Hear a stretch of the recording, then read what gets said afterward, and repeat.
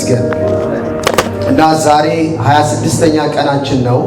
በተከታታይ በቀን እዚህ እየተገናኘን መማር ከጀመርን 26ኛ ቀናችን ነው ሲባል ግን በመሃል እሁድ ሳይቆጠር አሁን ለምሳሌ ቅዳሜ ዕለት የባለፈው ሮብም ሳይቆጠር ማለት ነውና በተለያዩ ድንገት በሚገቡ አዳዲስ ነገሮች እየተቋረጠ 3-4 ቀን ወይ ከ5 ቀን የማይበልጥ መተናል። ዛሬ 26ኛ ቀናችን ነው። የሐዋርያት ሥራን በቀን እያጠናን ማለት ነው። እግዚአብሔር አምላክ በእውነት ረድቶናል። በእኔ ሕይወት ላይ በጣም ብዙ በረከት ነው የሆነው ይህንን ትምህርት ማስተማር ከጀመርኩ በኋላ። ምክንያቱም የእግዚአብሔር ቃል ሕያው ስለሆነ የእግዚአብሔርን ቃል ስንማር፣ የእግዚአብሔርን ቃል ስናጠና፣ የእግዚአብሔርን ቃል ስናውቅ እግዚአብሔርን ነው እያወቅን የምንሄደው እና የሚታይ ነገር እኔ ሕይወት ላይ የሆነ አይቻለሁ። በሁላችሁም ሕይወት እንደዛ እንደሚሆን ደግሞ አምናለሁ። በተለይ በትጋት እና በናፍቆት በማስተዋል ገብቷችሁ ነገሩን ተረድታችሁት የመጣችሁ የምትማሩ ሰዎች በእውነት እግዚአብሔር በብዙ ነገር እንደሚያስደንቃችሁ አምናለሁ። ጌታ ይመስገን። ዛሬ እንግዲህ ካቆምንበት ምዕራፍ 8 ቁጥር 1 ነው የምንጀምረው። እንዳልኳችሁ ሐዋርያት ሥራን እያጠናን ያለነው አሁን ምዕራፍ 8 ቁጥር 1 ላይ ደርሰናል። ከምዕራፍ 8 ቁጥር 1 እስከ ቁጥር 5 ያለውን እስከ ቁጥር 4 ያለውን ዛሬ እናያለን። በአድም ስለሆነ ብዙ አላቆያችሁ። ነገር ግን ምዕራፍ 8ን ከማየታችን በፊት ምዕራፍ 7 መጨረሻዋ ቁጥር ላይ ያለችውን ሐሳብ እንድናይ እፈልጋለሁ። ያንን የማደርግበት ምክንያት እንዳልኳችሁ ሐዋርያት ሥራን ሳስጠና አሁን በምንሄድበት እንኳን መንገድ ብንሄድ 7 ምዕራፍ ለመሄድ 25 ቀን የፈጀብን።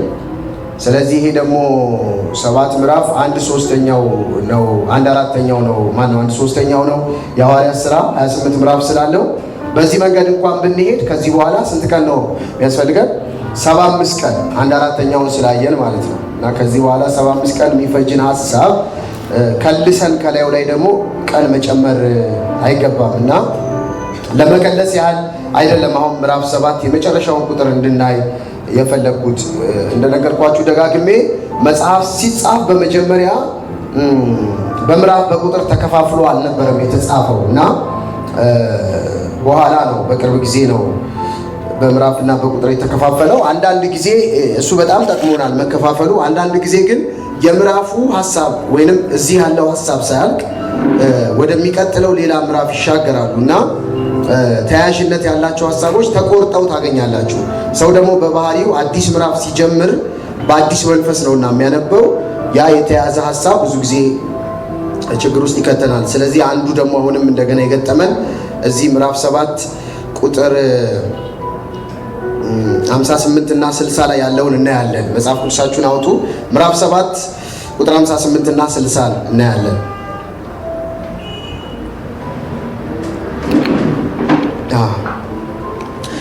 ቁጥር 58 ምንድነው የሚለው? ከከተማም ወደ ውጭ አውጥተው ወገሩት፣ ምስክሮችም ልብሳቸውን ሳውል በሚሉት በአንድ ጎበዝ እግር አጠገብ አኖሩት። ማን የሚባል? ቁጥር 60 ተንበርክኮም ጌታ ሆይ ይህን ኃጢአት አትቁጠርባቸው ብሎ በታላቅ ድምፅ ጮኸ። ይህንንም ብሎ አንቀላፋ በሩሲ እስጢፋኖስ ሞተ አይደለም የተባለው፣ አንቀላፋ። ሄዳችሁ እንደውም የግሪኩን ቃል ስታዩት ናፕ አረገ የሚል ስሜት ሁሉ አለው። ከአንቀላፋም የወረደ ነው። ኢየሱስ ጌታ ነው። አንቀላፋ። ሳውልም በእርሱ መገደል ተስማምቶ ነበረ። ተመልከቱ ቁጥር 58 ላይ በአንድ ሳውል በሚባል ጎበዝ እግር አጠገብ ነው ልብሳቸውን አኖሩ የሚለው። እንደገና ቁጥር 60 ላይ ደግሞ ይህም ብሎ አንቀላፋ ይልና ሳውል በእርሱ መገደል ምን ብሎ ነበር? ተስማምቶ ነበረ። ኢየሱስ ጌታ ነው። ይሄ እንግዲህ እንደምታስታውሱት ዓርብ ዕለት ነው ያየነው ይህንን ክፍል። ዓርብ ዕለት ስናየው እስጢፋኖስ ተወግሮ በድንጋይ አንቀላፋ ወይንም ገደሉት። ሲገሉት ሳውል የሚባል ሰው አጠገባቸው ቆሞ የወጋሪዎቹን ልብስ ምን ይል ነበረ? ይጠብቅ ነበረ እና ያንን ማድረጉ ብቻ ደግሞ ሳይሆን ቁጥር 60 እንደሚነግረን በገዳዮቹም መግደል ተስማምቶ ነበር። ኢየሱስ ጌታ እንዲገሉት የእሱም ሐሳብ ነበረ። መገደሉ የእሱም ፍቃድ ነው። እሱም በመገደሉ አብሮ ግብረ አበር ነበር ይልና ምዕራፍ 8 ላይ አውጡ። አሁን ዛሬ የምናያቸውን 4 ቁጥሮች እናያለን። ምዕራፍ 8 ከቁጥር 1 ጀምሮ በዚያም ቀን በኢየሩሳሌም ባለች ቤተክርስቲያን ላይ አንብቡት ከኔ ጋር። በዚያም ቀን በኢየሩሳሌም ባለች ቤተክርስቲያን ታላቅ ምን ሆነ? ስደት ሆነ። ማ ከሞተ በኋላ? እስጢፋኖስ ከሞተ በኋላ ሁሉም ከሐዋርያት በቀር ወደ ይሁዳና ወደ ሰማርያ ሀገሮች ምን አሉ? ተበተኑ። ቁጥር 2 በጸሎትም የተጉ ሰዎች እስጢፋኖስን ቀበሩት፣ ታላቅም ልቅሶ አለቀሱለት። ሳውል ግን ቤተ ክርስቲያንን ያፈርስ ነበር። ወደ ሁሉም ቤት እየገባ ወንዶችንም ሴቶችንም እየጎተተ ወደ ወህኒ አሳልፎ ይሰጣቸው ነበር። የተበተኑትም ቃሉን እየሰበኩ ዞሩ። እግዚአብሔር ይመስገን። እንግዲህ እንዳልኳችሁ ቁጥር 1 ሲጀምር ምንድነው የሚለው? በዚያ ቀን ሲቀን በሉ። ያ ቀን አንድ ቀን ነው፣ 24 ሰዓት ነው። ኤግዛክት ቀን ነው የሚያመለክተው ይህ ክፍል። በዚያ ቀን እስጢፋኖስ በተወገረበት ቀን፣ በዚያ ቀን በኢየሩሳሌም ባለች ኤክሌሽያ በቤተ ክርስቲያን ላይ ታላቅ ስደት ሆነ። እስጢፋኖስን ገለው አልተመለሱም እነዛ ወጋሪዎች። እነ ሳኦል እስጢፋኖስን ብቻ ወግረው አልተውትም። ያ ቀን የታላቅ ስደት ቀን ሆነ። የሚገርማችሁ ከሐዋርያቱ በቀር ከሐዋርያቱ ውጪ የነበሩት ስንደምራቸው የምታስታውሱ ከሆነ ሕፃናትንና ሴትን የቆጠርን እንደሆነ በቁጥር ያልተቀመጡ አሉ፣ ተጨመሩ የተባሉ ግን ተጨመሩ ተብሎ ቁጥራቸው የተቀመጠውን ብቻ የቆጠርን እንደሆነ ከ20 ሺህ በላይ አማኞች ነበሩ በኢየሩሳሌም። ከሐዋርያቱ በቀር ግን ከነዚህ ከ12ቱ በቀር እነዚህ 20 ሺህ አማኞች ወደ ተለያየ በኢየሩሳሌም ዙሪያ ወደሚገኙ ከተሞች ተበተኑ። በቤተ ክርስቲያን የመጀመሪያ ጊዜ ምን ተነሳ? ስደት ተነሳ። ታላቅ ነው ደግሞ ስደቱን ታላቅ ነው የሚለው ሉቃስ ሲጽፍ ታላቅ የሆነ ስደት ተነሳ ቤተ ክርስቲያን ላይ። እንደምታስታውሱት ቤተ ክርስቲያን በብዙ ነገር አቅሟ እየጨመረ የመጣበት፣ ተሰሚነቷ እየጨመረ የመጣበት፣ ተፈሪነቷ እየጨመረ የመጣበትና ከኢየሩሳሌም ውጪ በተለያየ ከተሞች ያሉ የታመሙ ሰዎች እየመጡ እየተፈወሱ ታላላቅ ድንቅና ታምራት እየሆነ ሞገሷ ብዙ የሆነበት ጊዜ ነው። ምዕራፍ 4 ላይ ትዝ ካላችሁ እግዚአብሔርንም እያመሰገኑ በሕዝቡ ሁሉ ፊት ምን ነበራቸው ይላል? ሞገስ ነበራቸው። ቤተ ክርስቲያን በሕዝቡ ሁሉ ፊት ሞገስ የነበራት ጊዜ ነው። ታላቅ ተፈሪነት ያገኘችበት ጊዜ ነው እና መንግስታት፣ ካህናቶች ሳይቀሩ ይሄ ነገር ምን ይሆን ብለው በታላቅ ፍርሃት የነበሩበት ጊዜ ነው። ከመጨመራቸው፣ ከማደጋቸው፣ ከመስፋታቸው የተነሳ ተጽዕኖ ከማሳደራቸው የተነሳ ማለት ነው። ነገር ግን እስጢፋኖስ ተወግሮ ሲገደል ጎን ለጎን ተያይዞ አንድ ድፍረት ሰዎቹ ጋር መጣ። አይታችሁ እንደሆነ ከዚህ በፊት እጃቸውን የማያነሱባቸውና ማይወግሯቸው ማይገድሏቸው ልባቸው ያመነታ ነበር። እነዚህ ሰዎች ምናልባት ከእግዚአብሔር ሊሆኑ ይችላሉ፣ እግዚአብሔር አብሯቸው ሊሆን ይችላል። ስለዚህ እነዚህን ሰዎች ነክተን ከእግዚአብሔር ጋር ከምንጋጭ እነዚህ ሰዎች በምክክርና በስብሰባ በውይይት ከነሱ ጋር ዲል ብናደርግ ይሻላል የሚልን ወይ ከተሉ እንደነበረ ካህናቶቹ ሰዱቃውያንና ፈሪሳውያን ተነጋግረናል፣ አይተናል። እዚህ ክፍል ላይ እስጢፋኖስ ሲገደል ምናልባት እነዚህ ሰዱቃውያንና ፈሪሳውያን የቤተ መቅደስ ሰዎች የልብ ያገኙ ይመስላል። ያ የልብ ያገኙት ምንድነው? እስጢፋኖስ ሲገደል አምላክ ካልመጣ፣ አምላክ ካልወረደ፣ አትግደሏቸው ብሎ ካልተከላከለ፣ የእስጢፋኖስን መገደል ዝም ካለው እግዚአብሔር የእሱ ዝምታ ምናልባት ለእኛ ልክ ናችሁ አይነት ምላሽ ሊሆን ይችላል ብለው ተረጎሙት። ምን ማለት ነው? ልክ እኛ ምድር ላይ ደቂቀ እስጢፋኖስ የሚባል ሰው ነበር እና ከሉተር መነሳት አስቀድሞ ኢትዮጵያ ውስጥ ተነስቶ የነበረ በወንጌል ብቻ፣ በእምነት ብቻ፣ በጸጋ ብቻ፣ በኢየሱስ ብቻ ነው የሚዳነው ብሎ ያስተምር የነበረ ኢትዮጵያዊ የኦርቶዶክስ እምነት ተከታይ የነበረ ደብረ ብርሃን ይኖር የነበረ አንድ ሰው ነበረ እስጢፋኖስ የሚባል እዚሁ እኛ ሀገር ሉተር ከመነሳቱ በፊት። ይሄ ሰውዬ አፄ ዘርዓ ያዕቆብ በኖረበት ክፍለ ዘመን ስለኖረ የአፄ ዘርዓ ያዕቆብ በጣም ጠንካራ ሪሊጂየስ ማይንድ የነበረው ሰው በመሆኑ ምክንያት ከእስጢፋኖስ ጋር ሁሌ የሚጣሉ ነበር። ምንድነው የሚያጣላቸው? ለንጉሥ መስገድ ይገባል፣ ለማርያም መስገድ ይገባል፣ ለመላእክት መስገድ ይገባል ብሎ ዘርዓ ያዕቆብ ንጉሱ ያው የዛ ጊዜ ቤተ ክህነት አንድ ላይ ከንጉሳዊ አገዛዝ ጋር ተጣምራ ስለነበረ ሀገር ይገዛ የነበረው እሱ የቤተ ክህነትም ኃላፊ ነው፣ የቤተ መንግስትም ኃላፊ ነው ዘርዓ ያዕቆብ የሚባለው አፄ ዘርዓ ያዕቆብ። ስለዚህ የቤተ ክህነቱን ጉዳይ ስለሚያገባው ኖ ስግደት ለማርያም አይገባም የሚል ሰው መገደል አለበት፣ ለቅዱሳን ለመላእክት መሰገድ አለበት ተብሎ እስጢፋኖስን በጣም ይከራከሩት እንደነበር፣ ያስሩት ይፈቱት እንደነበረ ደቂቀ እስጢፋኖስ የሚል ራሱ የራሳቸውን ገድል ስታነቡ ታገኛላችሁ። በኋላ ግን እስጢፋኖስ ይህን ሐሳቡን ባለመቀየሩ እንደውም ብዙ ተከታይ እያፈራ በመምጣቱ አጼ ዘርዓ ያዕቆብ ደብረ ብርሃን የምትባል አገር ወይም ከተማ እዚህ ማለት ነው የማይክድ ከሆነ በድንጋይ ተወግሮ ወይንም ደግሞ በላዩ ላይ ፈረስ ተጋልቦበት እንደሚሞት ተናገረ። እስጢፋኖስ እኛ ሀገር ያለው እስጢፋኖስ ያኛው አይደለም። እስጢፋኖስ አይ ያለኝ አቋም ወንጌል አንብቤ ደረስኩበት ነው፣ መዳን በኢየሱስ ብቻ ነው፣ መዳን በእምነት ብቻ ነው፣ ስግደት ለልዑል እግዚአብሔር ብቻ ነው ብሎ በማለቱ ምን አረጉት? የራሳቸው ታሪክ እንደሚናገረው እስከ አንገቱ ድረስ ቀበሩት መሬት ውስጥ። ከዚያም በኋላ ፈረስ ድንጋይ የሚጎትቱ ፈረሶችን ጋሪ ያላቸውን አስደርገው በጭንቅላቱ ላይ እሱንም ተከታዮቹንም ፈረስ ጋለቡባቸው። ከዛ አናታቸው እየተበጫጨቀ ሞቱ። ከዛ ከሰማይ ምን መጣ? ብርሃን መጣ እና በጣም ታላቅ ብርሃን ነው የበራው። ከዛ ዘርዓ ያዕቆብ ምን ብሎ ተረጎመው? አያችሁ እግዚአብሔር የሰራውን ስራ ልክ መሆኑን በብርሃን መለሰልኝ ብሎ የከተማዋን ስም ደብረ ብርሃን አለው ይላል አይደል ታሪክ። ስለዚህ ደብረ ብርሃን የምትሉት አሁን ምንድን ነው? እስጢፋኖስ ሲገደል ከሰማይ ላይት መጣ። ምናልባት ግን ያ የወደቀው ሰዓት እግዚአብሔር በዛ ነገር አዝኖም ሊሆን ይችላል፣ ተቆጥቶም ነው ደግሞ በእርግጥ። እስጢፋኖስ ግን ሲወገር ይሄ መጽሐፍ ቅዱሱ እስጢፋኖስ ምንም የመጣ ነገር የለም እሱ አየው ካለው በቀር ማለት ነው። እና ከሰማይ የወረደ ነገር የለም። አያችሁ። ስለዚህ እነዚህ ሰዎች ያንን እንደምን ሳይጠቀሙት አይቀሩም ነው ልላችሁ የፈለኩት፣ እንደ አንድ ማረጋገጫ ነው። ኦኬ እስጢፋኖስን ስንገለው ዝም ካለ ሄደን እነ ጴጥሮስንም መግደል እንችላለን፣ ሌሎቹንም አዳዲስ አማኞች ጴንጤዎች ሄደን መግደል እንችላለን ብለው የልብ ተሰምቷቸዋል።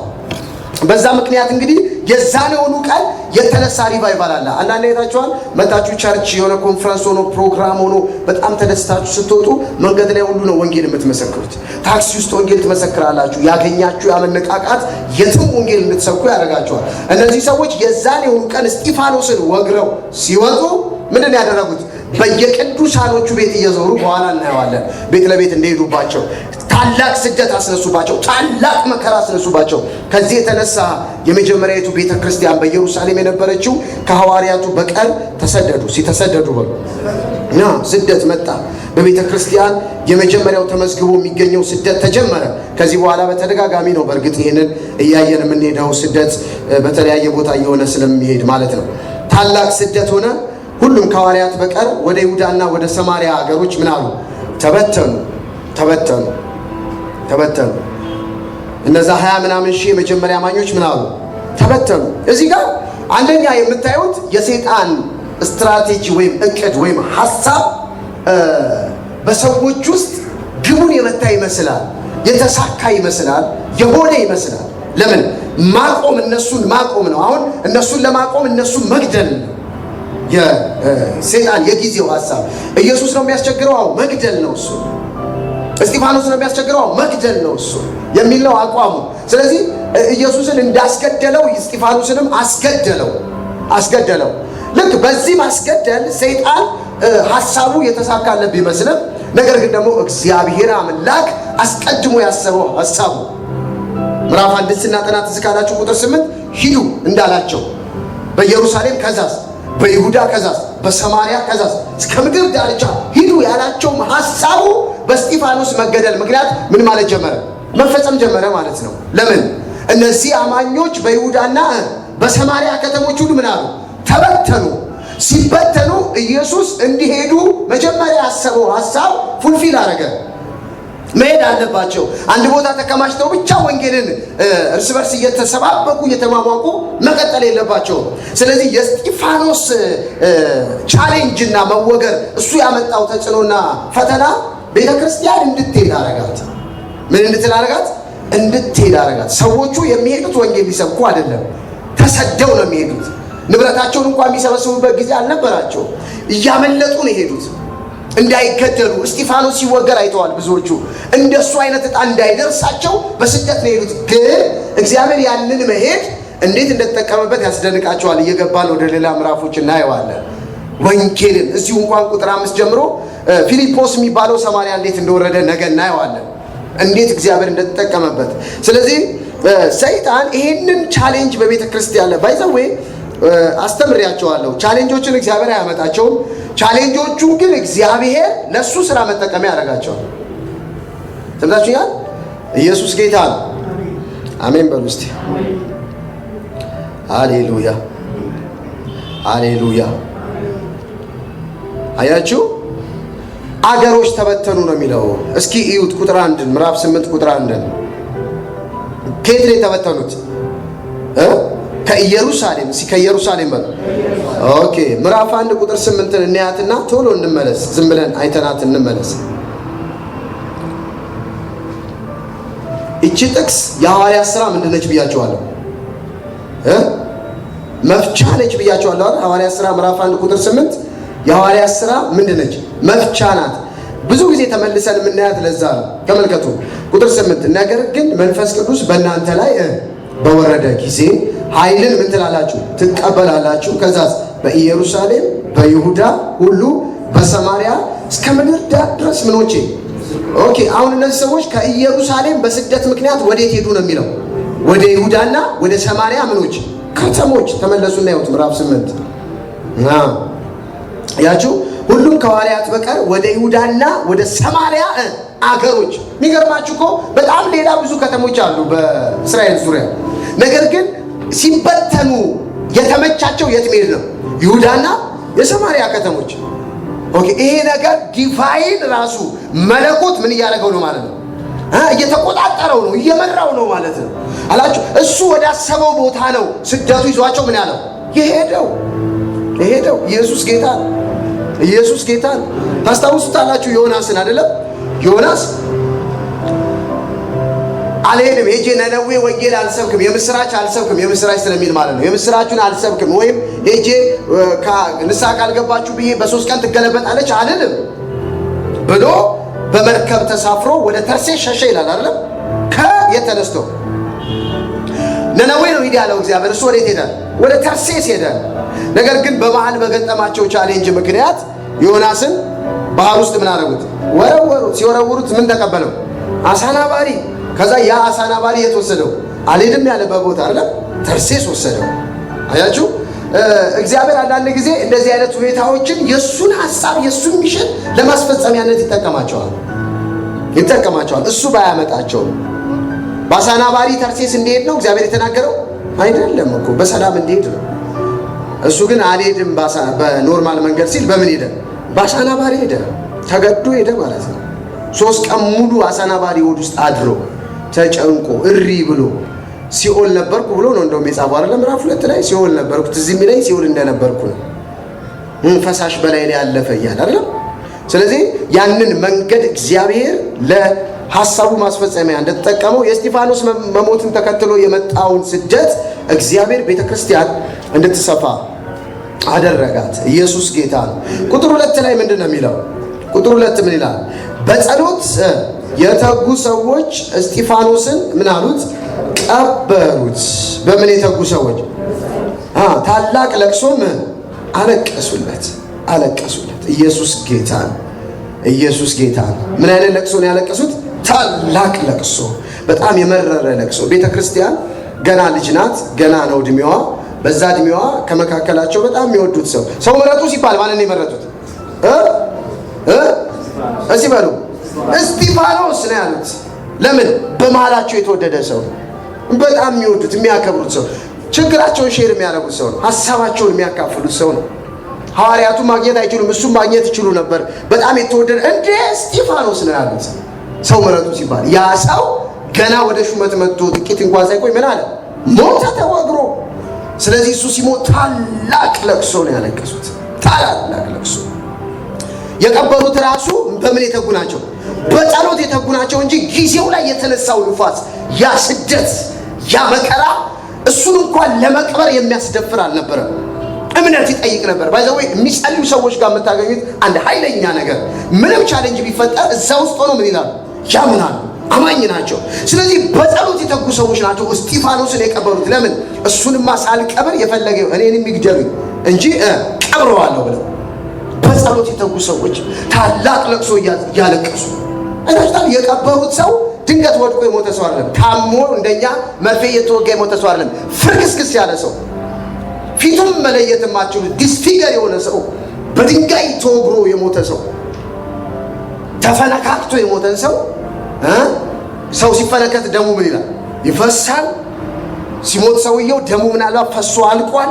ሰውነቱ በደም የተጨማለቀ ነው። እነዚህ በጸሎት የተጉ ሰዎች ግን አነሱት። ትላንትና ታላቅ ጸጋ የነበረበት ሰው ያገለግል የነበረ ታምራት ሙታን ይቀሰቅስ የነበረ ሰው አደገኛ አኖይንቲንግ ላይ ይታይበት የነበረ ሰው ዛሬ በድንጋይ ተወግሮ ደሙ ፈሶ ተፈረካክሶ ወድቋል።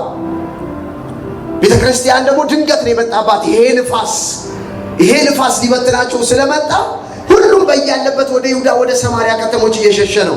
እነዚህ ሰዎች ስማቸው አልተጠቀሰም፣ መጠናቸው አልተጠቀሰም፣ ጾታቸው አልተጠቀሰም። ነገር ግን ድርጊታቸው ተጠቅሷል። ድርጊታቸው የተጠቀሰው የጸሎት ሰዎች ደግሞ ትጉ የጸሎት ሰዎች ነበሩ። ኢየሱስ ጌታ ነው። መጽሐፍ ቅዱስ ውስጥ በዚህ የሚገልጣቸው ብዙ ሰዎች አሉ። ለምሳሌ ዋው ሉቃስ 2:25 ላይ ብትሄዱ ኢየሱስ ጌታ ነው።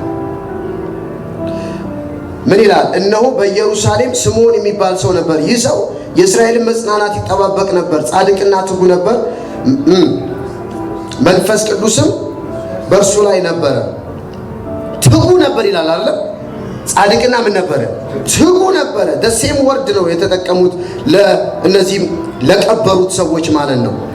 ሐዋርያት ሥራ ምዕራፍ 8:2 ላይ በጸሎት የተጉ ሰዎች፣ አንዳንዴ የሚጸልዩ ቻሌንጅ ውስጥ ሲገቡ የሚጸልዩ መውጫ ቀዳዳ ሲያጡ የሚጸልዩ ሳይሆኑ ትጉዎች ናቸው። መትጋት ማለት ያለ ማቋረጥ አንድን ነገር ማድረግ ማለት ነው። ጌታ ይባረክ። ኢየሱስ ጌታ። ዛሬ አሁን አንድ ወንድም የደወለልኝና ትላንት እዚህ ነበረ እና ትላንት ባይዘው መልካም ጊዜ ነበረ። እግዚአብሔር ይመስገን። ገናን እንደዛ ማክበር ደስ ይላል። እና ለወስድ እየመጣው ነው አለኝ። ምን ነው ስለው አይ የሆነ ስቲም እንድንገባ። ኢየሱስ ጌታ። ሃሌሉያ።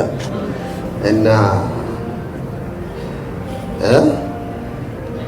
የሆነ ነገር እያደረጋችሁ ከሆነ አትካት ማድረግ አለባችሁ።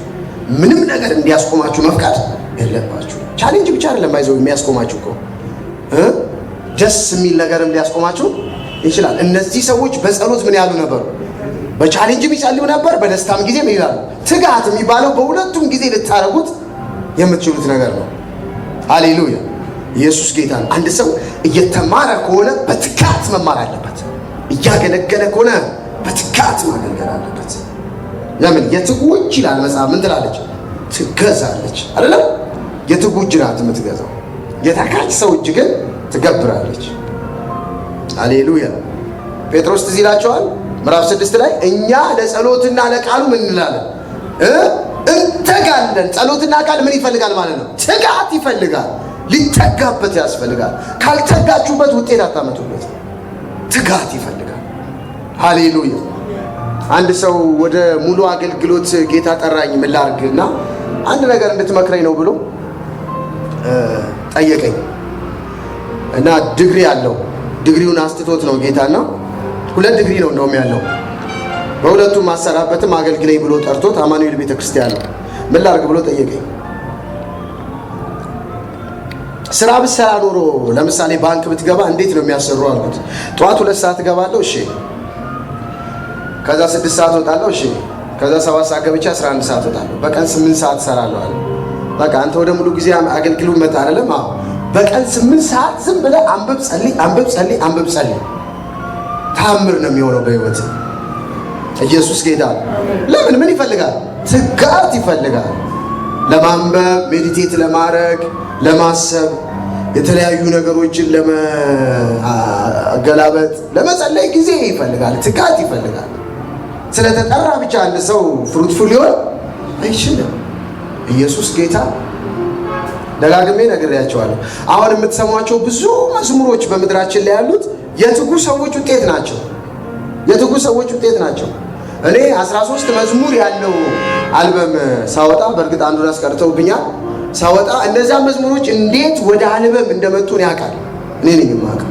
ስለዚህ ብዙ ካሴት ላላቸው ሰዎች ክብር አለኝ። ዝም ብሎ አይመጣም። እግዚአብሔር ነው ዝም ብሎ ከሰማይ መንገድ ላይ ሲሄድ ዠቅ ያደርግልኛል የሚባለው ውሸት ነው። ዲቮትድ መሆን ያስፈልጋል። ትጉ መሆን ያስፈልጋል። ኢየሱስ ጌታ ነው። እግዚአብሔር ደግሞ ሁሉ የሚጠቀመው ትጉ ሆነው ያገኛቸውን ሰዎች ነው። በአንድ ነገር ላይ ትጉ የሚሆኑ ሰዎች። ጌታ ይባረክ። አሜን ትላላችሁ። ጳውሎስ እንደውም በግልጽ ምን እንዳለ ታውቃላችሁ? በቸልተኝነት የሚያገለግል ሰው እርጉም ይሆናል። በምን የሚያገለግል? በቸልተኝነት። ሲፈልገው ይመጣል፣ ሳይፈልገው አይመጣም። ደስ ይለው ያደርጋል፣ ደስ ይለው አያደርግም። ይሄ ሰው አንደር ጀጅመንት ነው ያለው፣ ከፍርድ በታች እርግማን ውስጥ ነው የሚሆነው፣ ቀርስ ውስጥ ነው የሚሆነው። ኢየሱስ ጌታ ነው። ፍርድ በላዩ ላይ አለ። ስለዚህ የምናደርገውን ሙሉ በትጋት ምንድን ነው የሚለው? በጣም የምወደው ጥቅስ አለ። እኔ መጽሐፍ ቅዱስ ውስጥ ከምወዳቸው ጥቅሶች አንዱ መክብብ 9:10 ምን ይላል? እጄ የሚገባውን ስራ ሁሉ በሙሉ ኃይልን አድርገው። በስንት ኃይልን? በሙሉ ኃይልን። ኢየሱስ ጌታ። በሙሉ ኃይል ካላረከው የዛን ነገር ውጤት ያ ኢየሱስ ጌታ። ዛሬ ይኸውላችሁ ዝም ብዬ ቤት ቲቪ ያየው ነበርና ቀነኒሳ እንደዚህ አይነት ፕሮግራም በጣም ነው የምወደው። ላይፍ ኤክስፒሪየንስ ሼር የሚያደርጉ ሰዎች አሉ። ቀነኒሳን ሆቴሉ ሄደው ኢንተርቪው እያደረጉት ነው እና ከሚስቱ ጋር ቁጭ አድርገው ይጠይቁታል እና ስለ ላይፋቸው ስጠየቅ በጣም አስቸጋሪው ነገር ከእሱ ጋር መኖር አለች። እኛ የምንበላው ምግብ እሱ አይበላም። እንደገና እኛ በምንበላበት ሰዓት አይደለም የሚበላው። እኛ ቁርስ የምንበላው 2 ሰዓት ከሆነ እሱ ስንት ሰዓት? 11 ሰዓት ሊበላ ይችላል። ለምን? የጨዋታ ህግ ነው። የሩጫ ስርዓት ህግ ነው። ቁርስ የሚበላው በሌላ ከኛ ውጪ ነው። ምሳ የሚበላው ከኛ ውጪ ሰዓት ነው። ስለዚህ ከኛ ጋር አብሮ ምን አይልም አይበላም። የኛን አይነት ምን አይልም አይበላም። ይሄ ሰው ይሄንን እስካደረገ ድረስ ነው በሩጫ ዊነር መሆን የሚችለው። ይሄን ከተወ አሸናፊ መሆን አይችልም። ኢየሱስ ጌታ። የሚጠይቃችሁ ኤቭሪ ላይፍ የትኛውም ላይፍ ውስጥ ብትገቡ የሚጠይቃችሁ ክራይቴሪያ አለ። ያንን እስካላሟላችሁ ድረስ ዊን አታረጉ። ያ ደግሞ ትጋት ይጠይቃል። ኢየሱስ ጌታ። ኢየሱስ ጌታ። እስቲ እኔ በሉ የትኛው ህይወት ውስጥ ብገባ እዚያ ህይወት ውስጥ ትጉ ነኝ፣ ውጤታማ ነኝ። ውጤታማ ነኝ። ኢየሱስ ጌታ። አያችሁ፣ ከ20 ሺህ በላይ አማኝ ያለበት ቤተክርስቲያን ግን እስጢፋኖስን የቀበሩት ትጉ የነበሩ ሰዎች ናቸው። ትጋታቸው ነው ያንን ቻሌንጅ አልፈው የኛ ወገን ነው። ኢየሱስ ጌታ ነው። የወደቀን ሰው፣ የተፈለከተን ሰው፣ ደም በደም የሆነን ሰው፣ በደም የጨቀየን ሰው የኛ ነው ማለት ሃሌሉያ። ትጋት ይጠይቃል። ትጋት ይጠይቃል። ጌታ ይባረክ። በጸሎት ሆን ብሎ ነው ሉቃስ በጸሎት ምን ያሉ የተጉ ሰዎች እስጢፋኖስን ቀበሩት። ከዛስ ታላቅ ለቅሶ ምን አሉለት? አለቀሱለት። ቁጥር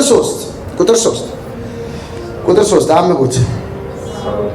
ማግን ሳውል ግን ቤተ ክርስቲያንን ያፈርስ ነበር። እስቲ ያፈርስ ነበር በሉ። ከዛ ቀጥሎ ያለውን ከድርብ ሰረዙ በኋላ በደንብ ይዩት። ወደ ሁሉም ማለት ምን ማለት ነው? ሁሉም ማለት ነው ወደ ሁሉም ቤት እየገባ። ይሄ ምን አይነት ሰው ነው? ወንዶችን ሴቶችን ምን እያለ እየጎተተ ወደ ወህኒ አሳልፎ ይሰጥ ነበር። ኢየሱስ ጌታ። ለዚህ ነው ወደ ይሁዳና ወዴት የሸሹት? ወደ ሰማሪያ ከተሞች ሸሹ። ለምን? ተርፈው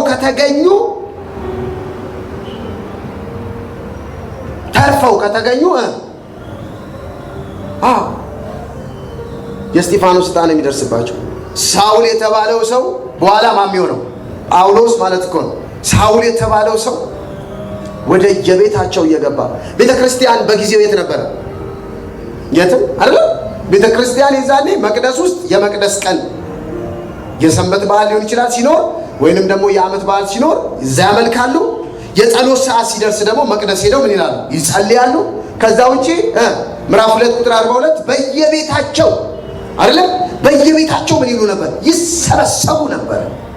ኤክሌሺያ ኤክና ሌሺያ ነው ብያቸዋለሁ። ኤክሌሺያ ቤተክርስቲያን ተብሎ የተረጎመው ቤተክርስቲያን ልክ አይደለም ብያቸዋለሁ አይደለም። ቤተ ክርስቲያን ማለት ምን ማለት ነው? አማርኛው ቃል በቃል እስቲ አማርኛው ቤተ የክርስቲያኖች ምን ቤት አይደለም የክርስቲያኖች ቤት። ስለዚህ የሚነግራችሁ ስለምኑ ነው? ስለ አዳራሹ ነው፣ ስለ ህንፃው ነው የሚነግራችሁ። የክርስቲያኖች ምን ቤት ነው። ቤተ እስራኤል ከተባለ የእስራኤላውያን ምን ማለት ነው? ቤት ማለት ነው።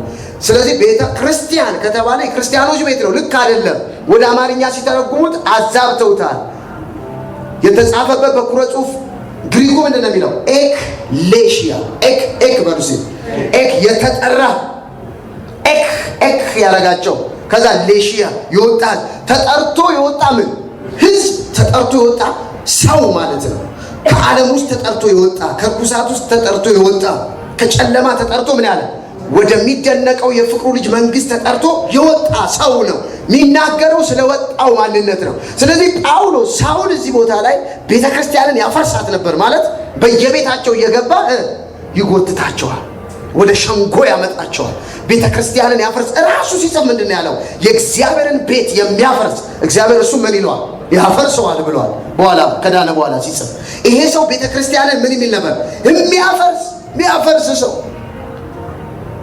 ሴትና ወንዶችን እዚህ ሴትና ወንዶች በሉ። ሃሌሉያ ሃሌሉያ። ሴትና ወንዶችን እየጎተተ በዚህ ነገር በጣም መጸጸቱን ታውቃላችሁ። ደጋግሞ ነው የተናገረው። እኔ ግን አንድ ሁለት ሐሳብ ብቻ ላሳያችሁ። ብዙዎቹ ሐዋርያት ሥራ ውስጥ ስለሆኑ ስንደርስ እናያቸዋለን። ሐዋርያት ሥራ ምዕራፍ 20 ወይም ምዕራፍ 22 ቁጥር 20 ምዕራፍ 22 ቁጥር 20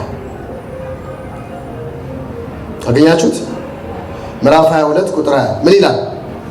የሰማዕትህንም የእስጢፋኖስን ደም ባፈሰሱ ጊዜ ተመልከቱ፣ ራሴ ደግሞ በአጠገባቸው ስቆም ተስማምቼ የገዳዮችን ልብስ ምን ነበር እጠብቅ ነበር።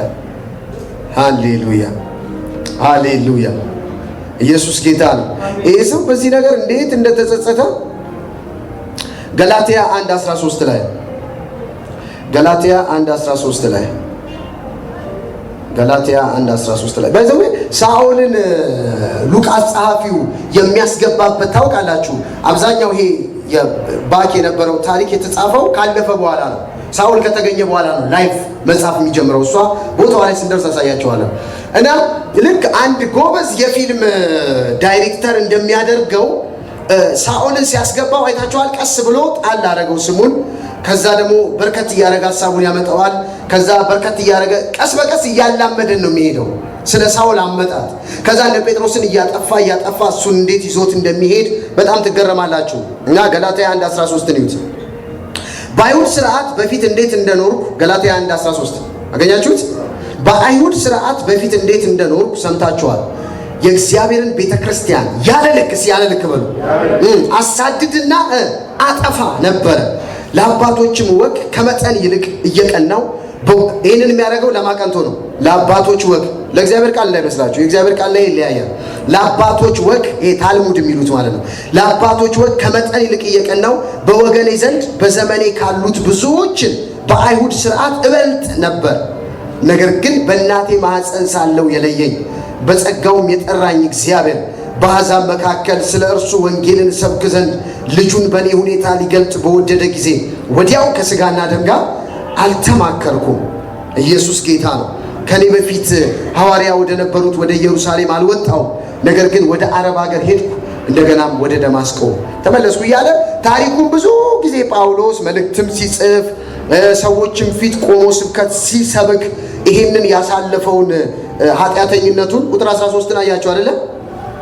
በአይሁድ ስርዓት በፊት እንዴት እንደኖርኩ ሰምታችኋል። የእግዚአብሔርን ቤተክርስቲያን ያለ ልክ ምን ነበር? አሳድድና አጠፋ ነበረ። ይህን ሰው ነው እግዚአብሔር ያዳነው። ጌታ ይመስገን። አሜን።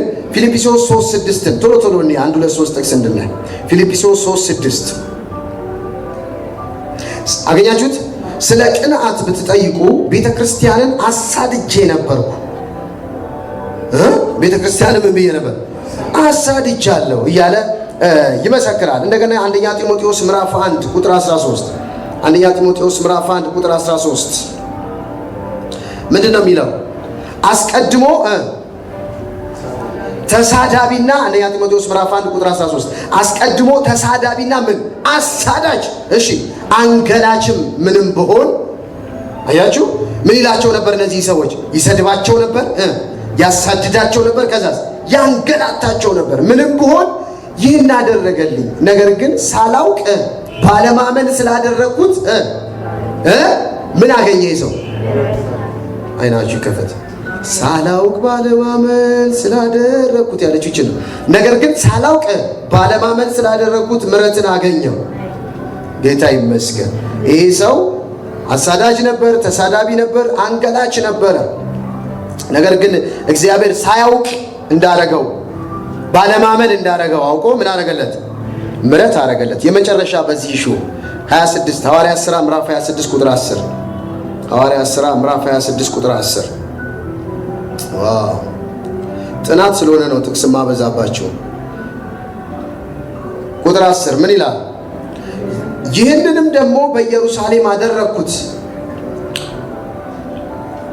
ከቁጥር 9 ጀምሮ እኔ ራሴ የናዝሬቱን የኢየሱስን ስም የሚቃወም እጅግ ነገር አደርግ ዘንድ እንዲገባኝ ይመስለኝ ነበር። ማለት እነዚህ ሰዎች ማጥፋት፣ ይህንን ስም መቃወም ልክ ነኝ፣ በቃ ይገባል ብዬ ይመስለኝ ነበር። ቁጥር 10 ይህንንም ደግሞ በኢየሩሳሌም አደረግኩት ከካህናት አለቆች ስልጣን ተቀብዬ። ከማ የካህናት አለቆች ምንድን ናቸው ብያቸዋለሁ? ሰዱቃውያን፣ በምንም አያምኑ፣ በሙታን ትንሣኤ የማያምኑ፣ በመንፈስ የማያምኑ፣ በመላእክት የማያምኑ። ከካህናት አለቆች ስልጣን ተቀብዬ እኔ ከቅዱሳን ብዙዎችን በወህኒ አሳሰርኳቸው፣ ሲገድሏቸው አብሬ ተቸው። በምኩራብም ሁልጊዜ እየቀጣው ይሰድቡት ዘንድ ግድ አልኳቸው። ማንን? ኢየሱስን። እያነበባችሁት ነው። በምኩራብም ሁልጊዜ እየቀጣው ይሰድቡት ዘንድ ግድ አልኳቸው። ያለ ልክ ስቆጣባቸውም እስከ ውጭ አገር ከተማዎች ድረስ እንኳን አሳድዳቸው ነበር። አይናችሁ ይከፈት። ኢየሱስ ጌታ ነው። ስለዚህ ነገ ከካህናት አለቆች ስልጣንና ትእዛዝ ተቀብዬ ወደ ደማስቆ ሲሄድ ይሄ ስንደርስበት እናየዋለን። ነገር ግን ምዕራፍ 9 ማለት ነው። ነገር ግን ያለ ልክ ስቆጣባቸው እስከ ውጭ አገር ከተማዎች ድረስ ምን እላቸው ነበር? አሳድዳቸው ነበር። ስለዚህ ወደ ምዕራፍ 8 ተመለሱ። ምዕራፍ 8 ሳውል ግን ቁጥር 3 ቁጥር 4 ድረስ ብቻ ነው የምናየው ብያቸዋለሁ። ሳውል ግን እሺ ቤተ ክርስቲያንን ያፈርስ ነበር። ወደ አሁን ይሄ በዝርዝር ስለ ራሱ የተናገረው አሁን ያነበባችሁት ነው። ሳውል ቤተ ክርስቲያንን ያፈርስ ነበር። ወደ ይሁዳም ቤት ወደ ሁሉም ቤት እየገባ ወንዶችንም ኢየሱስ ጌታ ነው። አንብቡታ።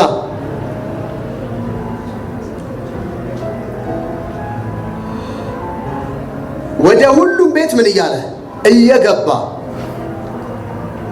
ይሄ ሁለት ነገር ያሳያችኋል። ይሄን ነግሬያችሁ ቁጥር 4 እናያታለን። አንደኛ የሚያሳያችሁ ወደ ሁሉም ቤት እየገባ የሚለው ጳውሎስ የአብዛኛዎቹን አማኞች ቤት ምን ይለው ነበር? ያውቃው ነበረ። ይሄ ሰው ዝም ብሎ ግንፍል ብሎ በቅናት ብቻ ተነስቶ የሚያሳድድና ክፉ ለማድረግ የሚነሳ ሰው ሳይሆን ይሄ ሰው ሊያጠፋቸው የሚፈልጋቸው ሰዎች የት እንደሚገኙ በቤት ቁጥራቸው ምን የሚል ነው የሚያውቅ ሰው ነው።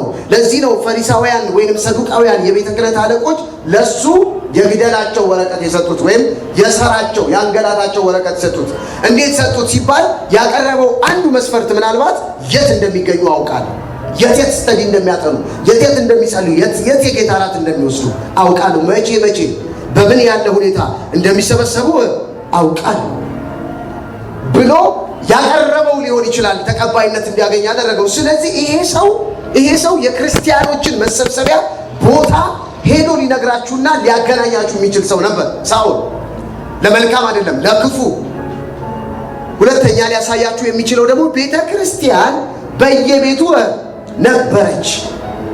ቤተ ክርስቲያን ሰዎች 5ም 10ም ሆነው የሚሰበሰቡበት ቦታ ሁሉ መጽሐፍ ቅዱስ ቤተ ክርስቲያን ይላት ነበር። ሰዎች ከተሰበሰቡ ጥቂት ሆነው በስሜ በምትሰበሰቡበት በዛ ምን ይላል ስላለ የእሱ መገኘት ያንን ስፍራ ቤተ ክርስቲያን ያደረገው ነበር። ስለዚህ ሁለት ነገር ያሳያቸዋል። በየቤቱ እየገባ የሚለው በየቤቱ ቤተ ክርስቲያንን አፈረሰ ከተባለ በየቤቱ ምን ነበረች ማለት ነው? ቤተ ክርስቲያን። ይሄ ወንደርፉል ነገር ነው። ለዚህ ነው ሆም ሴሎች በየቸርቹ መብዛት ያለባቸው። እኛም ቸርች ይሄንን ጥበብ ልንጠቀም የሚያስፈልገው በየቤቱ ቤተ ክርስቲያን እንድትኖር። አሜን። በየቤቱ ስብሰባ እንዲኖር፣ በየቤቱ ስተዲ እንዲኖር፣ ጸሎት እንዲኖር መደረግ ያለበት የመጀመሪያዊቱ ቤተ ክርስቲያን የመስፋቷ የመብዛቷ የአሸናፊነቷ ሚስጥር ስለነበረ ማለት ነው። ስለዚህ በየቤቱ እየገባ ምን ይላቸው ነበር ነው የሚለው ወንዶችንና ሴቶችን እየጎተተ ሲያወጣቸው ደግሞ አንዴ ፈልጊያችሁ ነው የሚላቸው። በደርግ ጊዜ እድሜው ለውትድርና የደረሰን ሰው ገብተው አስገድደው ነው አይዞህ የሚወጡት እና እናት ብትጮህ አባት ቢጮህ አረ ልጄን አልጠገብኩትም፣ አረ ገና ልጅ ነው፣ አረ ገና ለግላጋ ነው ብትል ይሰሟቸው ነበር? አይሰሟቸውም። እየጎተቱም ይሏቸዋል። እናት ሀገር ጥሪ አለ፣ ለእናት ሀገር ጥሪ ተፈልጓል አረ ይሉ የነበረው እያሉ እየጎተቱም ይሏቸዋል። እነሱ ይዛኔ ደርሰዋል፣ ያወጧቸው ነበር። አይ ዛሬ እኔ ምናምን ብለህ ዲሞክራሲ የሚባል ነገር አልነበረም። እና አንድ ጊዜ ስትነግረኝ ማዘር የእሷ ወንድም መጥቶ ነበረ ከገጠር እና ገና ወጣት ነው እሱ ታሞ ሊታከም ነው የመጣው። ልክ እዚህ ሲመጣ አዲስ አበባ ለቀቀው በሽታው፣ ደህና ሆነ። ጠላት ለካ ሊያስገድለው ወስደው ገደሉት። ባይዘው ሞት አሁን አታውቅም የት እንዳለ አታውቅም። መጣ ትንሽ ቀን ነው እንዳደረ ማታ በር ተንኳኳ ማለት ነው። የሆነ ወጣት ልጅ እዚህ ሲገባ አይተናል። የ10 ምናምን ልጅ አውጡ ተባለ። አረ የለም እኛ ልጆች ነን። ገቡ ሲበረብሩ የሆነ ነገሮች ድብቅ ብሏል። እሱ እና ተብሎ እየጎተቱ የእናት ሀገር ጥረት ምንም ያልተዘጋጀው ሰው ያልሰለጠነው ሄደ ሞተ ማለት ነው። እስካሁን ታለቅሳለች እሷ። ልክ እንደዚህ ሳኦል በየቤቱ እየገባ ወንድና ሴቶችን ያስወጣቸው ነበር አለ። እየጎተተ ጸሎት ላይ ተንበርክኮ የነበሩትን እየጎተተ የሚያመልኩትን እየያዘ እየጎተተ እያወጣ ሸንጎ ይወስዳቸው ነበር። ያ ሸንጎ የት ነው? እነዚህ ሰዱቃውያን ፈሪሳውያን የሚሰበሰቡበት ሸንጎ ይወስዳቸው ነበር። ፍርድ ፊት ያቆማቸው ነበር። ስሙን ሲጠሩ ሰምቻቸዋለሁ ይል ነበር። እንደውም ቅድም ሐዋርያት ሥራ 26 ቁጥር 10 ላይ ምንድን ነው ያለው? እንዲሰድቡት ግድ እላቸው ነበረ። አንዱ ጳውሎስ ሲጠቀምበት የነበረው ቴክኒክ ምንድን ነው? ካልሰደባችሁት ኢየሱስን አልተዋችሁም። ስለዚህ እናንተን ሲያገኛችሁ ወደ ሸንጎ ሊወስዳችሁ ሲመጣ በቃ ጴንጤ ካልሆንክ ማረጋገጫው ምንድን ነው? ኢየሱስን ስደብ።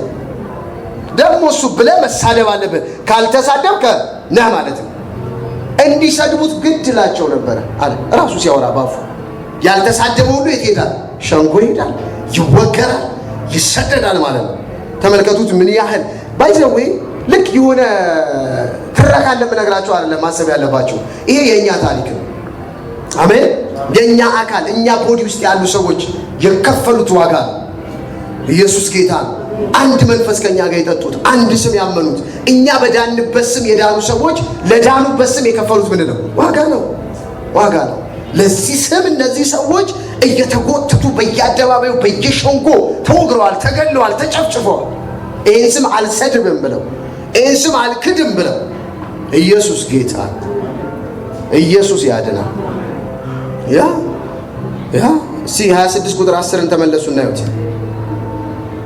ሐዋርያት ሥራ 26 10 በጣም ልባችሁን የሚነካችሁ ጥቅስ ስታገኙ አንድ ልምድ ልንገራችሁ፣ በቃላችሁ ያዙት።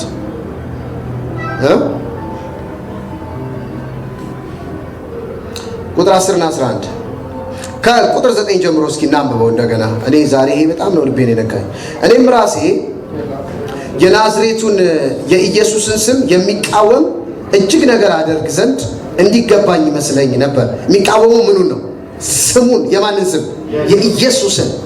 በዚህ ስም ሽባ ተነሳ ምናምን እያሉ ለምንድን ነው የሚሉት እያለ ቁጥር 10 ይህንንም ደግሞ በኢየሩሳሌም አደረግኩት፣ ከካህናት አለቆችም ስልጣን ተቀብዬ እኔ ከቅዱሳን ብዙዎችን በወህኒ አሳሰርኳቸው፣ ሲገድሏቸውም አብሬ ተቸው። በምኩራብም ሁሉ ብዙ ጊዜ እየቀጣው ይችን ነው የፈለኳት። እሺ ይሰድቡት ዘንድ ግድ አልኳቸው። ምን ይሉት ዘንድ? የእሱ ትልቁ አንተ ጴንጤ መሆንና አለመሆን ወይም አማኝ መሆንና አለመሆንን መታወቂያው የእሱ መስፈርት ምንድን ነው? ይሰድበዋል ወይስ አይሰድበውም? አማኝ ካልሆኑ ምን ይሉታል? ይሰድባል። እኔ ዝም ብዬ እዚህ ምሳ ልበላ መጥቼ ነው፣ የአጎቴ ልጅ ስለሆነ ነው፣ ድንገት መጥቼ ነው ብለው መለያው ምንድን ነው? እሺ ስደብ፣ ኢየሱስን ስድብ አድርገው አንተ ነፃ ነው። በጣም ደስ የሚለኝ አንድም ተሳድቦ ሰው አመለጠ የሚባል ተመዝግቦ አላየም። እዚህ ሐዋርያት ሥራ ላይ ነግራቸዋለሁ። መጽሐፍ ቅዱስ ብርታታቸውን ብቻ አይደለም ድካማቸውንም ይነግረናል። ስለዚህ የካደ ከመካከላቸው አንድም ሰው አልነበረም። ምክንያቱም ኢየሱስ የሚካድ አይደለም። ያ በምንም አይነት ቻሌንጅ ውስጥ ሰው ሊያልፍ ይችላል። ኢየሱስ የሚካድ አይደለም። አንዳቸውም አልካዱም። ስሙን ግን እንዲሰድቡ ግድላቸው ነበር። እየጎተተ እያወጣ ከሰደብሽ እኮ ለቅሻለሁ ይላል። ኧረ ልጄን እንኳን ጡት ላጥባው ዞር በል። ከሰደብሽ ተውሻለሁ አልሰድብም እያሉ ትውፊት ስታነቡ የቤተ ክርስቲያን የመጀመሪያውን ታሪክ የከተኩምቡ መስዋዕት ላይ ፊልምም አለ። ባይዘው ፈርስት ክርስቲያን ሰፈሪንግ ብላችሁ ዝም ብላችሁ ዩቲዩብ ላይ ሰርች ብታረጉ ፊልም ሁሉ ተሰርቶበታል። አሁን ያለፉትን መከራ ልተረክላችሁ በእኔ አቅም አልችልም፣ ከብዛቱ የተነሳ ማለት ነው። እናት እየወለደች እያማጠች እትብቷን የሚቆርጥ ሰው ሲያስፈልግ ያ የተባለ ክርስቲያን ስለሆነች ብቻ ከካድሽ ነው ኢየሱስን ከካድሽ ነው የምናዋልድሽ እያሏት ማለት አልክድም ብላ እሷ ስትሞት ሕፃኑም ይላል ይሞታል። እንደዛው ሊሞቱ ነበር ሰዎች። ማንን አልክድም ብለው? ኢየሱስን። በአንበሳ እየተበሉ በረሃብ እንዲሞቱ እየተደረገ እህል እንዳይቀምሱ ውሃ እንዳይቀምሱ እየተደረገ በረሃብ እንደዚህ እየታዩ ይሞቱ ነበር። እስከ መጨረሻዋ ሰከንድ ድረስ ኢየሱስ ጌታ ነው እያሉ ሃሌሉያ። አይ ዶንት ኖ ሃው ማች እናንተ ልባችሁና አይምሯችሁ ዝግጁ እንደሆነ፣ ነገር ግን ውስጣችሁን ክንድን አድርጋችሁ ዝግት አድርጋችሁ ልታስቀምጡበትና ልትይዙት የሚገባ ቦታ ያስፈልጋችኋል። ውስጣችሁ በኢየሱስ ጌትነት አልደራደርም፣ እስከ ሞት ድረስ ሕይወቴን አሳልፌ ልሰጠው የሚችለው እውነት ነው። ኢየሱስ ጌታ ነው። በብዙ ነገር ልደራደር እችላለሁ፣ ሐሳቤን ልቀይር እችላለሁ። ልቀይረው ማልችለው አቋም አለ ውስጤ። ኢየሱስ ማለት ነው። ቢኮዝ እሱ የዘላለም ሕይወት ጉዳይ ስለሆነ ነው። ሊሻሻል የማይችል እውነት ስለሆነ ሃሌሉያ። አስታውሳለሁ ቀጨኔ አንዲት እህት ነበረች እና የሚስቴ ቤተሰቦች ዘመድ ናት። የሚስቴ አክስት የባሏ እህት ናት። እኛ አዲስ ነን በጌታ ገና እና በምን ምክንያት እንደሆነ አይታወቅም ከፍተኛ የሆነ የካንሰር በሽታ ታመመች። በጣም ከፍተኛ እና ተጸልይላት፣ ብዙ ትልልቅ አገልጋዮች ጸልዩላት። እኛ ሁልጊዜ እየሄድን እናያታለን። አዲስ አማኝ ስለነበርን እንጸልይላታለን። እሷ ሁሌ እኛ ውስጥ ማስገባት የምትፈልገው ምን ነው? ኢየሱስ ጌታ ነው። እና አንድ ቀን እኔ ደፍሬ ጠየቅኳት፣ ለምንድን ነው የማትፈወሺው ታዲያ አልኳት። እና እኔ ልንገር አለችኝ፣ እኔ እንድፈወስ አልፈልግም። በጣም እኔ ናፈኩት እሱ ጋር መሄድ እፈልጋለሁ። እውነትሽ ነው፣ እዚህ እኮ ብትኖሪ ወንጌል ትሰሪያለሽ ምናምን ስራ፣ እዚህ ብኖር ሌላም ሊሆን ይችላል እና በቃ መሄድ ነው የምፈልገው ትላለች። እና ቤተሰቦቿ ያስገርማቸው ነበር። እኔ ከእሷ የተነሳ ብዙ ሰው የሚሰናከል ነበር ይመስለኝ። ለምን እውነት እንደው ጴንጤዎች ይፈወሳሉ ይባላል፣ ለምን አትፈወስም ይላሉ ሰዎች። እኔ ምን ነበር እና ላስትሊ ስትሞት እናቷ በጣም አክራሪ ኦርቶዶክስ ናቸውና ሁሌ የሚያነሱት ነው አሉ። ይሄ ላስትሊ ስትሞት እናቴ በእውነት ኢየሱስ ጌታ ነው፣ ጌታን እያየሁት ነው፣ ኢየሱስ ጌታ ነው እያለች ነው ሄደችው። ሃሌሉያ ሃሌሉያ። የዘላለም እውነት ነው። እና እናትየው ሁሉ ይደነግጣል። ሰው እንዴት እየሞተ እንኳን አያችሁ፣ እየሞተ እንኳን እንዴት ኢየሱስ ጌታ ነው ይላል። ጨቅጭቀዋታል። አንድም አማኝ የለም ቤተሰቦቿ ውስጥ። ደህና ነው ኢኮኖሚያቸው። እንትን እንውሰድሽ ብሎ ኖ ኢየሱስ ጌታ ነው። ከኔ ስጋ ፈውስ ጋር የእሱ ጉዳይ አይገናኝም። እኔ ዲፋይን አላደረገውም። እሱ እኔ ልገልጠው አልችልም። አሁን ባለኝ ሁኔታ የእኔ ሁኔታ አይገልጠው። አሁን ያለሁበት ሲቹዌሽን ከእሱ ጌትነት ጋር ኢየሱስ ጌታ ዲስማች እንድትሆኑ እፈልጋለሁ። እኔ በጣም እርግጠኛ ነኝ ምንም ነገር ቢፈጠር ከዚህ ከጌትነቱ ጋር በተያያዘ ከማንነቱ ጋር በተያያዘ ዳውት እንደሌለኝ። ሃሌሉያ አሜን። ለምን ጌታን ስትቀበሉ ሁሉ ነገር ገብቷችሁ እንዳይመስላችሁ የተቀበላችሁት ላይት ነው እንድትቀበሉት ያደረጋችሁ መገለጥ ነው። የሰማይ ብርሃን ነው። ያ ብርሃን አሁን በእውቀት ሊብራራ አይችልም። እኔ ብዙ ጊዜ ጌታ እንዳገኘው ሰሞን በተለይ የጆባ እምነት ተከታዮች እኔ ከምችለው 100 እጥፍ በላይ ጥቅስ ይችላሉ እነሱ። ቀጨኔ ይመጣሉ ያገኙኛል። እኔ 3 ነው ያለኝ ጥቅስ ታርጌ ጨርሳለሁ። አቁመውኝ ነው የሚያውሉኝ። ያየ ተሳስታል፣ አየ እንትን ላይ መዝሙር ላይ እንትን ላይ ምድር ገነት ምናምን ይሉኛል። እና በጊዜው ከነሱ ጋር ስከራከር እኔ የሚገባኝ አሁን ያለውበት ቦታ ልክ አይደለም፣ ልክ ነው የሚለው አይደለም። እነሱ ፌስ ማድረግ አለማቻሌ ነው እንጂ አሁን እኔ መዳኔን በጣም እርግጠኛ ነኝ። ለምን ሮሜ 8 ሲናገር በጣም ወደው ጥቅስ አለ። የእግዚአብሔር ልጆች መሆናችንን 20 ጥቅስ ይገልጥልናል አይደለም የሚለው። የእግዚአብሔር ልጆች መሆናችንን ያ መንፈስ ከመንፈሳችን ጋር ሆኖ ይመሰክርልናል። ድናችኋል፣ ጸድቃችኋል፣ ታትማችኋል፣ አምልጣችኋል የሚል ምስክርነት ውስጣችን አለ። እሱ በጥቅስ አይመዘንም፣ ከጥቅስ በላይ ነው። ያ ዝም ብላችሁ ቆማችሁ ውስጣችሁን ስትሰሙት ታውቁታላችሁ መዳናችሁን። ጳውሎስ ሮሜ 8:15 ያ መንፈስ ከመንፈሳችን ጋር ሆኖ ይመሰክራል ምንነታችንን፣ ልጅ መሆናችን። ልጅ ነው ይበሉ። ያ ለዚህ ልጅነት ደግሞ ስጋን የሚገሉትን አትፍሩ አይደለም ያለው ኢየሱስ። ምን ነው የሚገሉት? ስጋን ነው የሚገሉት። አዲሱን ሰው ሊያገኙት አይችሉም። እሱ መንፈስ ነው። ሃሌሉያ ሃሌሉያ፣ ኢየሱስ ጌታ ነው። ስለዚህ አትፍሯቸው። እነሱ ምን ነው የሚገሉት? ይልቅ አለ ነፍስን ሕይወትን መግደል የሚችለውን ፍሩት። ሕይወትን የሚገላለ። ሃሌሉያ አሜን ትላላችሁ። ስለዚህ ጳውሎስ እነዚህን ሰዎች ስጋቸውን ነው ምን ያለው ማለት ነው የጎተተው። ስጋቸውን እየጎተተ ያወጣ ነበር ወደ ውጪ። ኢየሱስን ካልካዳችሁ እያለ እንዴት እንደገባቸው አያውቅማ። በዚህ ሰዓት ምን አይልም አያውቅም። በዚህ ሰዓት ላይ እነሱ የማይክዱበት ምክንያት ለሱ ምን አይለውም፣ አይገባውም። እንደውም እየዛተ ነው የሚለው ምዕራፍ 9 ላይ ስንገባ ታዩታላችሁ። እንደውም ደግሞ ቆይ እነዚህንማ ከዚህ በላይ ሌላ ቻሌንጅ ያስፈልጋቸዋል ብሎ ሌላ መከራ ሊጨምርባቸው እየዛተ ነው ፊቱ ላይ የመጣበት ራሱ። ሃሌሉያ አሜን ትላላችሁ። በመሰረቱ ጳውሎስ የዘራውን ያጨደው ነው የሚባለው። ምን ያለው በኋላ ስታዩት አሁን እየገባን 10 ቤት ስንገባ እውነትም ጳውሎስ የዘራውን ያጨደው። እንደሱ መከራ የተቀበለ ለጌታ እንደሱ የተገረፈ በአፉ እንኳን ራሱ ያለው ይሄን ከጻፈ በኋላም ተገርፎ ሊሆን ይችላል ተብሎ ይታሰባል። 5 አይሁድ አንድ ሲቀረው ገርፎኛል። በድንጋይ 4 ተወግሬያለሁ አለ።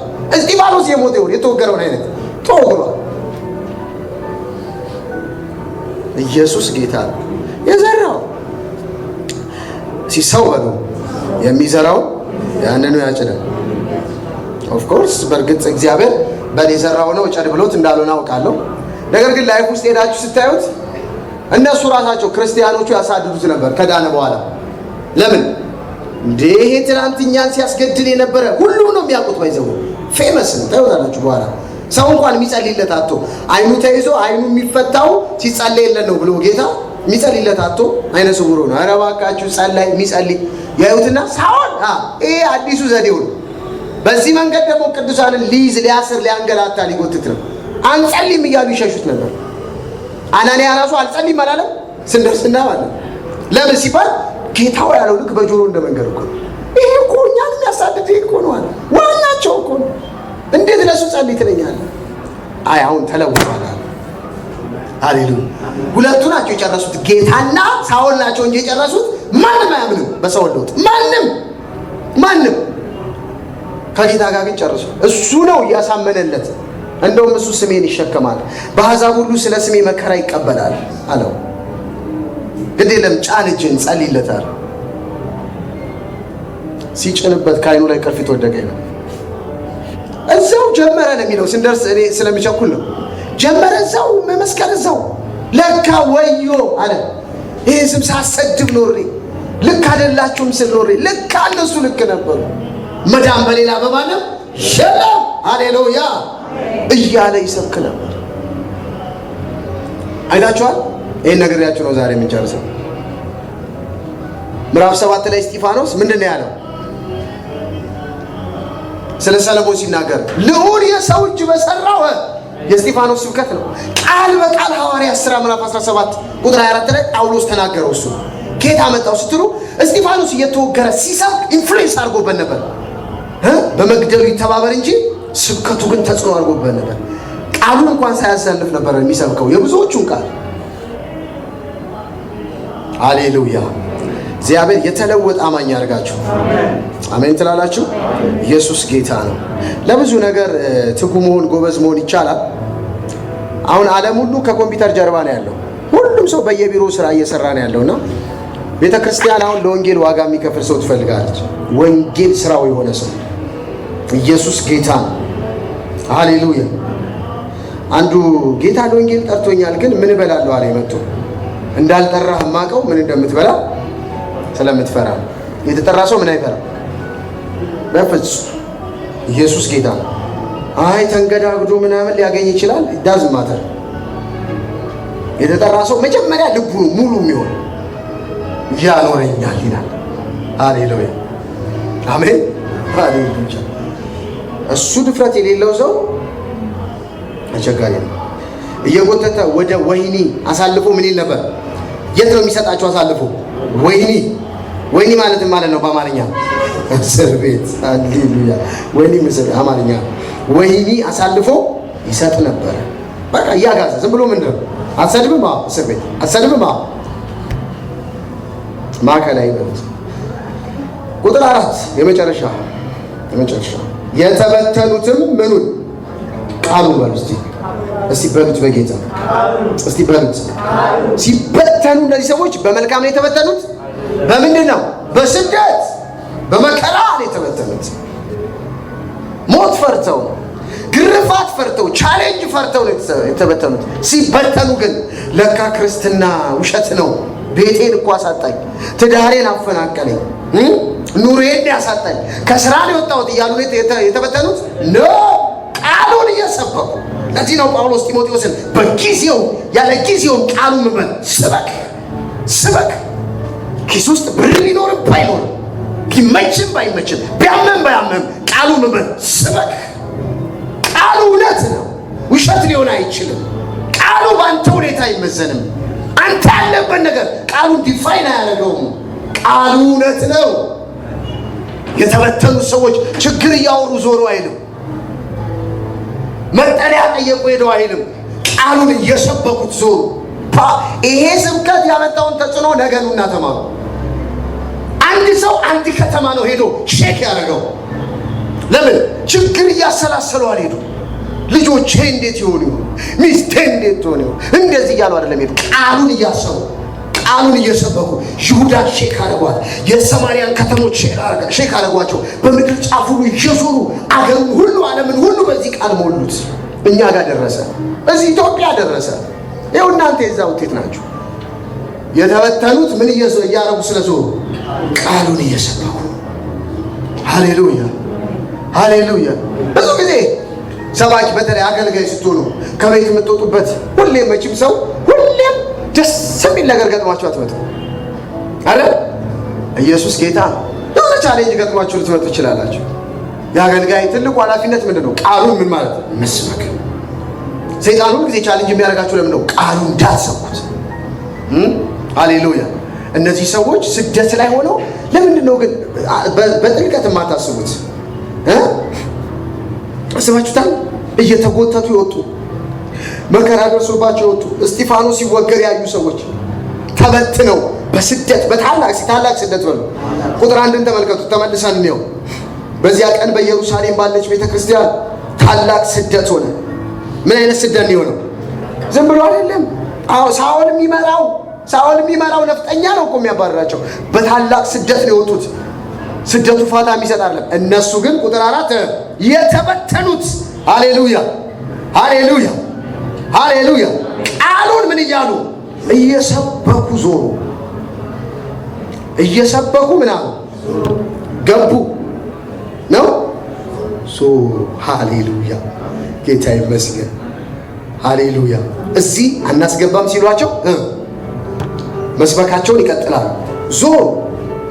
ዞሯት በቃ በዙሪያ ያለችን የኢየሩሳሌምን ዙሪያ ሀገር ያሉትን የሰማርያን ከተሞች ዞሯት።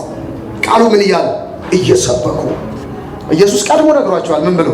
ወደ አንድ ከተማ ስትገቡ ባይቀበሏችሁ የእግራችሁን ትቢያ አራግፋችሁ ወደሚቀጥለው ከተማ ሂዱ አይደለም ያላችሁ?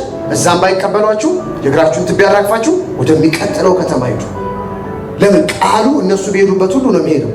ቃሉ ያለው እኛ ውስጥ። ሃሌሉያ።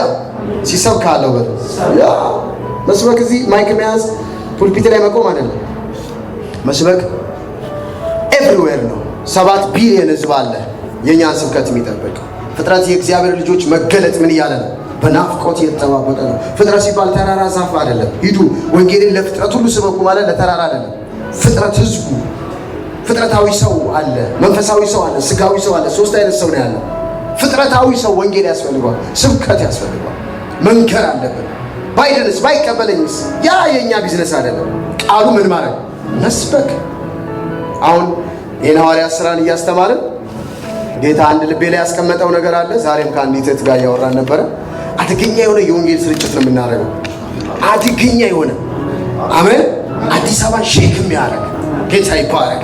የወንጌል ስርጭትን አንድ ጊዜ ብዙ ጊዜ ነው ሰኞ ያለማቋረጥ ከ3 ዓመት በላይ ወንጌል ስርጭት ወጥቻለሁ እና ከ4 ዓመት በላይ አንድ ጊዜ አዲስ አበባ ዩኒቨርሲቲ በር ላይ አንድ ሰውዬ ሲጋራ እያጨሱ ጋቢና መኪና መሪያቸውን ይዘው ሲጋራ ያጨሳሉ እና ልክስ ወደ መኪናቸው ስጠጋ መኪናቸው ላይ ራሱ ጽሑፍ አለ ፕሮፌሰር ምናምን የሚል አዲስ አበባ አሬ ትራክት ይዣለሁ ገና እና ፋዘር ኢየሱስ ይወደውታል ኢየሱስ ያድናል ብዬ ትራክቱን ሰጠኋቸው። ዝም ብለው ማጨስ ይቅርታ ሰምተውኛል። ኢየሱስ ያድናል፣ በተለይ እርሶ እድሜው ሄዷል፣ አሁን በዚህ እድሜው እያጨሱ ነው፣ እያጨሱ ከሆነ ልክ አለ እና ብዬ በጊዜው የሚገባኝ መንገድ ጀምሮ ይህን ጥራዝ ልጥቅ ያጠጧቸዋል። በቃ አወቋት ከተማዋን ይላሉ። ሳይኮዋላ የሆነ ሰው አለ እና ይሄ ልጅ ነው እኮ አሁን አንተ በዚህ እድሜ አትማርም አሉኝ ሰውየው። ከዛ ዝም ብዬ ጫን ብዬ እማራለሁ፣ ነገር ግን መማር ከዘላለም ሞት አያድንም። የተማረ ሰው ከዘላለም ጥፋት አያመልጥም። ቢማሩም ኢየሱስ ያስፈልጎታል። ደብዳቤ የለውትም ዛሬ ሙት ምናምን ስል ይኸውልህ ልጅ ያለ አንተ አሁን የምትለው መጽሐፍ ቅዱስ እኔ ከእናንተ መጽሐፍ ቅዱስ ኮሌጅ አስተማሪዎች ጋር ቁጭ ብዬ የሚመልሱትን አሳጥቻቸዋል። አሁን አንተን ባወራ አትችልም አለ። አውሩኝ አልኳቸው። እሺ የመጀመሪያው መሰለኝ ይሄ መጽሐፍ ቅዱስ የመጀመሪያ የተጻፈው ሮማውያን አቃጥለውታል። የለም ይኸው ታሪክ እንደዚህ በዚህ ይኸውልህ ታሪክ እንደዚህ ምናምን ብለው መጽሐፍ ነገሩኝ እነሱ። ኦኬ እርሶ መጽሐፍ ቅዱስ ተጽፎ እንደነበር ያምናሉ ማለት ነው? አይ ታሪክም ይላል እሱ።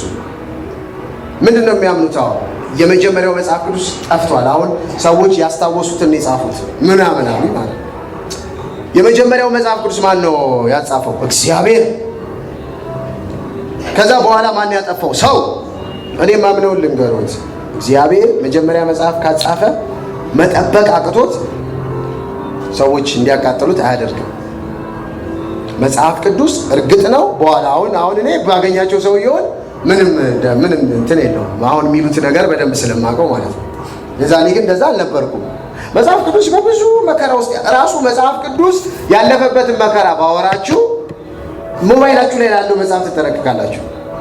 ሰይጣን ይህን መጽሐፍ ከምድረ ገጽ ለማጥፋት የሄደበት ርቀት ያደረገው ነገር አንድ አባት የልጁን ሆድ ከቶ ውስጡ ከቶ አንድ ጥቅልልን ማለት ነው የጳውሎስን መልእክት ሰፍቷት ተከላችሁ ቀብሯት አስመልጦታል። አንድ ጥቅልልን በኋላ የተገኘ ይሄ መጽሐፍ ለትውልድ መተላለፍ አለበት ብለው ማለት ነው። የሞተች ልጁ ሆድ ውስጥ ከቶት በኋላ በስነቁ ታውቃላችሁ ብዙ ነገር ቀላል። በቃ አሁን እናንተ 66ቱ መጽሐፍ ሲምፕሊ እዚህ ሼር አድርገኝ በኤክሴንደር ብለህ ጅው ገባ በቃ ሲምፕሊ ነው የምታገኘው። ሰዎች ሞተዋል። ለዚህ መጽሐፍ ሰዎች ሞተዋል። ይሄን መጽሐፍ የኢሳይያስን መጽሐፍ ለማትረፍ ከ1000 ሰው በላይ ነው የሞተው። ከ1000 ሰው በላይ ትንቢተ ኢሳይያስን ለማትረፍ በብዙ ቻሌንጅ ውስጥ ነው አሁን እጃችን። አሁን ክርስትና በጣም ሰው ይዚ ኢየሱስ ጌታ አሜን ትላላችሁ። የሚያናድደው እነሱ እዛ ቻሌንጅ ውስጥ ሆነው ማቀበል ችለዋል ያን ወንጌል። እኛ እዚህ ምቾት ውስጥ ሆነን ከገደልነው እሱ ነው የሚያናድደው። እስኪ ለወንጌል በለው ማህበርተኛ እንደሆን ሁሉን አደርጋለሁ። ኢየሱስ ጌታ። ከዛ ሰውየው ደነገጡ። አዩ ፕሮፌሰር ናቸው። ምንድን ነው ግን የሚያጠጧቸው? ይሉታል አላላለሁ ይሁን የሚያደርጓቸዋል። አሁን እንደወራኋቸው አይደለም ያወራኋቸው። በጣም በስሜት ነው። ኃይለኛ ነኝ በቃ።